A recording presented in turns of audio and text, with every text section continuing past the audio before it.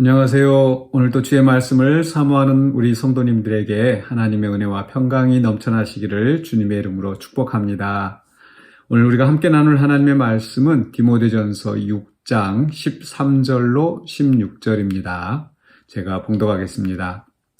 만물을 살게 하신 하나님 앞과 본디오 빌라도를 향하여 선한 증언을 하신 그리스도 예수 앞에서 내가 너를 명하노니 우리 주 예수 그리스도께서 나타나실 때까지 흠도 없고 책망받을 것도 없이 이 명령을 지키라.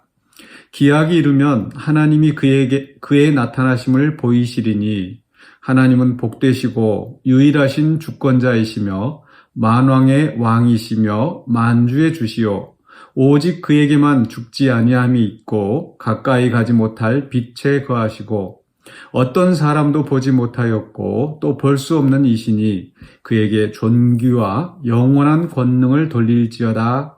아멘. 네, 오늘 말씀의 제목은 복되신 하나님을 기다리며입니다. 네, 오늘 이제 바울은 굉장히 그 엄중한 명령을 디모데에게 하고 있는 것으로 보입니다.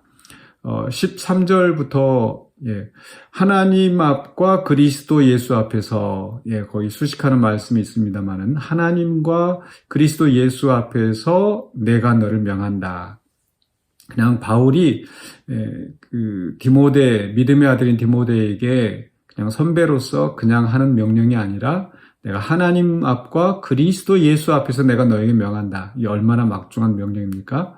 14절에서 우리 주 예수 그리스도께서 나타나실 때까지 흠도 없고 책망받을 것도 없이 이 명령을 지키라. 흠도 없고 책망받을 것도 없이 이 명령을 지키라. 완벽하게 철저하게 이 명령을 지키라 라고 말씀하십니다. 특별히 이게 책망받을 것도 없이 이 명령을 지키라라고 하니까 굉장히 더 이렇게 무겁게 느껴질 수도 있는 것 같습니다. 그런데 여기서 이 명령이라는 게 무엇일까? 하나님과 그리스도 예수 앞에서 명령하는 이 명령이 무엇일까 하면은 이제 1장부터 또 6장 바로 본문 앞에까지 오는 그런 여러 가지 디모데가 어떻게 해야 될지 그 사명에 대한 바울의 교훈, 또 바울의 명령이라고 할 수 있겠습니다. 또 특별히는 바로 앞에 6장 11절과 12절에서 하나님의 사람아 이것들을 피하고 의와 경건과 믿음과 사랑과 인내와 온유를 따르며 믿음의 선한 싸움을 싸우라 라고 한 또 이 명령이라고 할 수도 있겠습니다. 이 부분에 대해서는 어제 우리가 함께 말씀을 나누면서 우리가 개인적인 차원에서 또 믿음의 공동체 안에서 또 대적들에 대하여서 우리가 어떻게 태도를 가져야 될지를 명령하는 말씀이라고 했습니다. 우리가 하나님 앞에서 올바른 의와 경건 또 믿음을 지키는 그런 삶, 또 공동체 안에서는 또 사랑과 인내와 온유, 또 우리를 넘어뜨리려고 하는 그런 악한 영들과 우리는 끊임없이 싸워가야 된다. 이러한 신앙생활을 한다라는 것이 결코 쉽지는 않습니다. 그런데 여기에 대해서 우리는 그 엄중한 명령, 바울이 지금 디모데에게 하는 것처럼 우리가 이건 하나님 앞에서 또 그리스도 예수 앞에서 우리에게 주시는 명령이다라고 굉장히 또 그 엄중하게 우리가 이 명령을 받아들여야 되는 거죠. 뭐 지켜도 되고 안 지켜도 되고 그저 힘들면 그냥 하지 말고 이런 것이 아니라 정말 하나님 앞에서 주시는 명령이니까 얼마나 또 무겁게 우리가 신중하게 받아들여야 되겠습니까? 그런데 저는 오늘 이 말씀이, 이 명령이 단지 이거 안 지키면은 내가 책망받고 내가 벌을 받는다 이런 어떤 위협적인 명령이 아니라는 겁니다.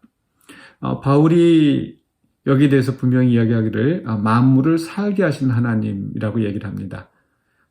그 하나님 그리고 15절에서 하나님은 복되시고 유일하신 주권자이시며 만왕의 왕이시며 만주의 주이시다. 그러니까 심판하신 하나님으로서 말씀하는 것이 아니라 우리를 만물을 살리시는 하나님, 그 하나님이 우리를 또 살리신다라는 그러한 희망적인 메시지를 주고 있는 겁니다. 13절에서는 또 예수 그리스도에 대해서 설명할 때 본디오 빌라도를 향하여 선한 증언을 하신 그리스도 예수라고 이야기를 합니다. 이게 어떤 의미일까? 바로 예수님께서는 본디오 빌라도에게 그 신문을 받으시면서 네가 유대인의 왕이냐? 뭐 이렇게 질문을 받았을 때 내가 그러라. 또 네가 말하였다. 이렇게 대답을 하시는 거죠. 부인하시지 않으셨습니다. 당신의 정체성에 대해서. 그리고 그 이후로 이제 빌라도의 어떤 선고와 함께 예수님은 죽음의 길로 가신 거죠. 그런데 그게 끝이 아니었습니다. 예수님은 다시 부활하시고 만왕의 왕 만주의 주가 되시고 그리고 다시 또 우리에게 오시는 구름 가운데 승천하신 예수님이 다시 그대로 오신다고 말씀하시는 거죠. 그래서 14절에서 우리 주 예수 그리스도께서 나타나실 때까지 흠도 없고 책망받을 것도 없이 이 명령을 지키라고 말씀합니다. 우리 주님 다시 오시니까 그 날까지 이 명령을 지키라는 거죠. 이 말씀 저는 생각하면서 우리가 또 즐겨 부른 찬송이 생각이 났습니다. 주님 다시 오실 때까지 나는 이 길을 가리라. 좁은 문, 좁은 길. 이렇게 우리가 결단하는 그런 찬송이 있는데 그 찬송이 오늘 말씀과 잘 연결되어지는 것 같습니다. 분명 우리 성도로서 살아가는 길이 좁은 문, 좁은 길입니다. 많은 사람들이 가는 편안하고 넓은 길이 아니라 정말 주님이 우리에게 가시는 우리에게 가라고 하시는 그 길, 좁은 문, 좁은 길이라는 것이고 또 예수님이 직접 모범을 보이시며 그 고난의 길을 가신 거죠.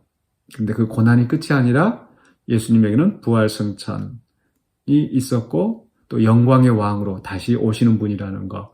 그렇기 때문에 우리에게도 우리 성도들이 이 좁은 문 좁은 길을 갈 때도 결코 그 길이 무겁고 힘든 길이 아니라 장차 주님 오시는 그날에 영광스럽게 우리가 하나님 앞에 서게 되는 그 길이라는 거죠. 그러면서 이제 바울은 바로 하나님이 나타나실 것이다. 15절에 기약이 이르면 하나님이 그의 나타나심을 보이신다. 그 나타나심을 보이시는 우리의 하나님, 아무도 볼 수 없고 누구도 접근할 수 없는 그 하나님이 영광 중에 우리에게 나타나신다. 우리는 그 영광을 기다리면서 우리의 사명을 감당하는 겁니다. 그렇기 때문에 바울은 오늘 그 하나님 앞에서 우리에게 영광 중에 나타나실 그 복되신 유일한 주권자이신 만왕의 왕 만주의 주이신 그 하나님이 우리에게 나타나실 텐데 그 날을 우리가 기다리면서 어떻게 살아야 할지 그 희망 속에서 소망 속에서 우리가 이 바울이 지금 전한 이 명령, 그리스도께서 우리에게 분부하신 그 명령을 지키며 살라고 말씀하시는 겁니다.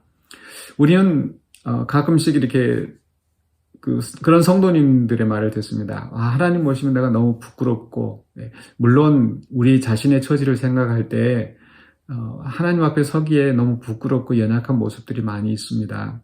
그러나 그 하나님은 우리에게 다가오실 때 단지 책망하기 위하여서 심판하기 위해서 오신 것이 아니라 복 주시려고 우리를 높이시려고 영광 가운데 오시는 하나님이시라는 겁니다. 우리 하나님은 복되신 하나님, 유일한 주권자이신 하나님, 그 하나님 앞에 서는 것을 그 하나님이 우리에게 나타나실 때를 우리는 기다리면서 살아가는 성도들입니다. 그래서 그 영광 중에 나타나실 그 하나님, 또 그 예수님을 기다리면서 우리는 이 사명을 감당하고 있다는 걸 기억하시기 바랍니다. 그리고 책망받지 않으려고 심판을 피하기 위해서 마지못해 우리의 사명을 감당하는 것이 아니라 기쁨과 소망 가운데서 우리가 이 사명을 지켜나가기를 원합니다. 그래서 우리가 하나님의 사람으로서 또 하나님 앞에서 또 기쁨으로 설 수 있도록 오늘 우리에게 주시는 말씀, 또 하나님이 우리에게 가라고 하시는 그 길을 또 끝까지 인내하며 지켜나가시며 또 승리의 그 자리에, 영광의 그 자리에 함께 서는 우리 모든 성도들이 될 수 있기를 주님의 이름으로 축복합니다. 기도하겠습니다. 사랑해 주신 하나님 은혜를 감사합니다. 또 성경의 여러 말씀들을 통하여서 우리가 어떻게 살아야 될지 교훈하시는 하나님, 결코 그 말씀대로 살아가는 길이 평탄하고 쉽지 않다 할지라도 우리가 영광의 그날을 소망 가운데 바라보며 살아내기를 원합니다. 우리는 너무나 연약합니다. 성령님께서 붙잡아 주시고 예수님이 가셨던 그 고난의 길, 그 좁은 문 좁은 길을 우리도 기쁨으로 달려나갈 수 있도록 도와주시옵소서. 성령님께서 우리의 마음을 붙잡아 주시옵소서. 그리하여 우리가 말씀대로 순종하며 열매 맺는 우리의 삶이 되게 하여 주시옵소서. 예수 그리스도 이름으로 기도하옵나이다. 아멘.